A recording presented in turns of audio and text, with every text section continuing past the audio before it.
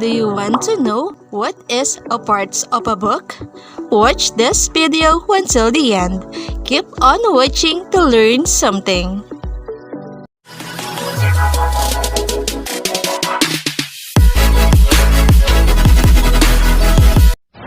This is your teacher Sheshe and welcome back to my channel. Before we proceed, please don't forget to hit the subscribe button, okay? Hello kids! Today's lesson is about a parts of a book. Sa Tagalog, ito ang mga bahagi ng libro. Kids, do you love reading? Reading a book is fun and exciting. You will learn a lot from it. It will give you a lot of information and will broaden your vocabulary. But, do you know how a book is made? What are its parts? How will you use it correctly? In this lesson, you will learn the common terms in English relating to the parts of a book.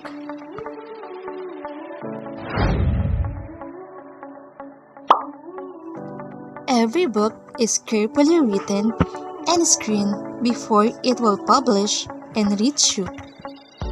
A book has different parts, and every part has its purpose or use. You should get familiar with them so that you can use a book properly. These are the parts of a book. Letter A, the cover page. In the cover page, we have the front cover, which include the title, the author, and the illustrator. Number 2, we have the back cover, and number 3, the spine. Letter B, the front matter pages, which include the title page, the copyright page, table of contents, and the introduction. Letter C, inside pages. And letter D, the back matter pages, which includes the glossary, bibliography, and index. Now kids, let me discuss this one by one. Letter A, cover pages. The front cover, back cover, and spine work together to keep the book safe. The front cover has very important information. We have here the title. It is the book's name. It helps you guess what the book is about. Next one is the author. It is the name of the person who wrote the book. The next one, the illustrator. It is the name of the person who drew the illustration found in the book. Now kids, let's proceed to the front matter pages. We have here the title page. It repeats the information found in the front cover of the book. Next one, we have the copyright page. It indicates the legal rights of the owner of the book. Every parts of the book are forbidden to be copied without consent. The next one, we have the table of contents.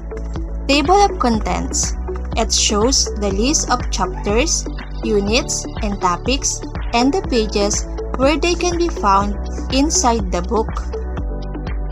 Next one, we have the introduction.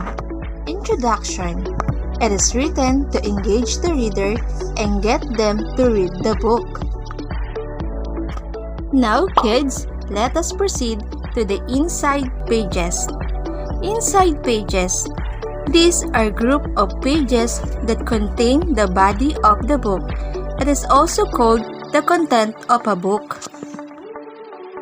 And now, let's proceed to the back matter pages.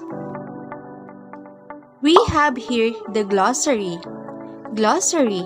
It is the alphabetical listing of difficult words found in the book and their meaning. Next, the bibliography. Bibliography. This is a list of references used by the author to write the book. And the last one, the index. Index. This is the alphabetical listing of topics and the pages where they can be found. Now kids, you already know the different parts of the book. It will be easier for you to use it. Knowing how to use a book properly will motivate you a lot to read it. Now kids, let us summarize what have you learned. The part of a book are A. The cover page, which include the front cover, title, author, illustrator, the back cover, and the spine. Letter B. The front matter pages, which include the title page, copyright page, table of contents, and introduction. Letter C. The inside pages. And letter D.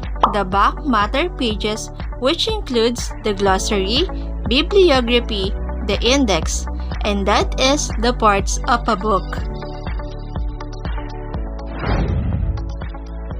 Now kids, let us try what have you learned. Please try to answer this.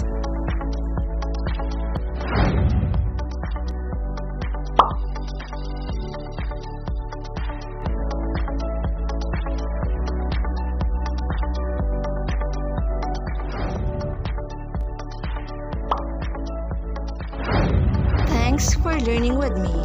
Subscribe to my channel for more educational videos. God bless us all. Bye!